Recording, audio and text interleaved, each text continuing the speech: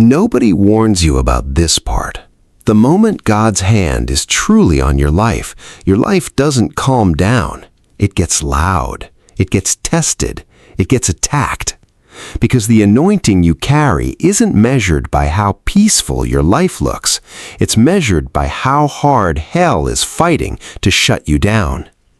If your prayers suddenly feel harder to pray, if people you trusted started pulling away, if doors that used to open for you are slamming shut for no reason, stay right here, because what you're about to hear isn't a coincidence, it's confirmation. Here are the 5 signs that prove you're not just blessed, you're dangerously anointed. Sign 1. Warfare finds you without warning. You didn't provoke anything. You didn't do anything wrong. But somehow, out of nowhere, confusion shows up, heaviness shows up, fear shows up, uninvited, in a body that used to feel steady. That's not random, that's recognition. The enemy doesn't send resistance to people carrying nothing. He sends it to people carrying something he can't afford to let grow. Ephesians 6:12 says our fight was never against flesh and blood, but against powers we cannot see. Your weariness isn't proof you're falling behind. It's proof something in the unseen realm has already noticed you're ahead. When the war gets louder, it's because your assignment got closer. Sign 2. The people around you start to thin out. This is the one nobody prepares you for. Friends fade, rooms feel colder. People who used to understand you now look at you like a stranger. It feels like loss. It is actually preparation. David was anointed king in front of his brothers, then sent right back to the fields to watch sheep alone. Joseph was shown a future of greatness, then thrown into a pit his own family walked away from. Their isolation wasn't punishment. It was the room God builds when He's about to build something in you that crowds can't be trusted around yet. Heaven doesn't abandon what it isolates. It's protecting what it intends to promote. Sign 3.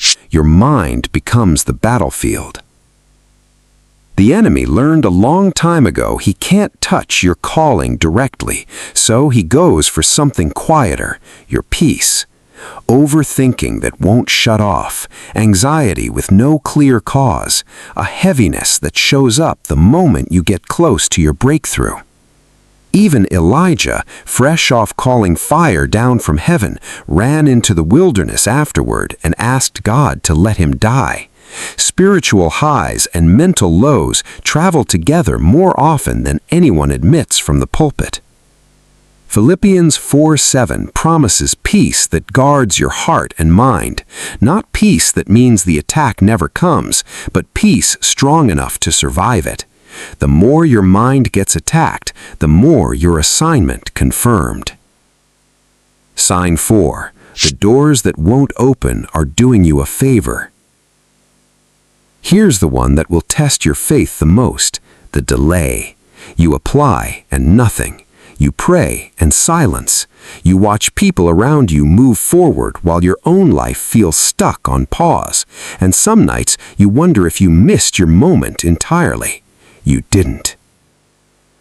Joseph waited over a decade between the dream and the throne, not because God forgot him, but because premature promotion would have destroyed what patient preparation was building.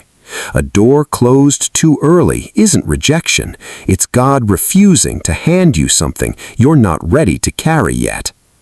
Every closed door you didn't force open is a disaster you'll never have to clean up. Sign 5. You cannot quit even when you want to. This is the sign that seals it. Not that life is easy, not that you feel strong every day, but that no matter how many times you've wanted to walk away, something in you refuses to let you. That's not stubbornness, that's the fingerprint of God on your spirit, reminding you this was never an option. Paul said it plainly in 2 Corinthians 4:8, pressed on every side, but never crushed.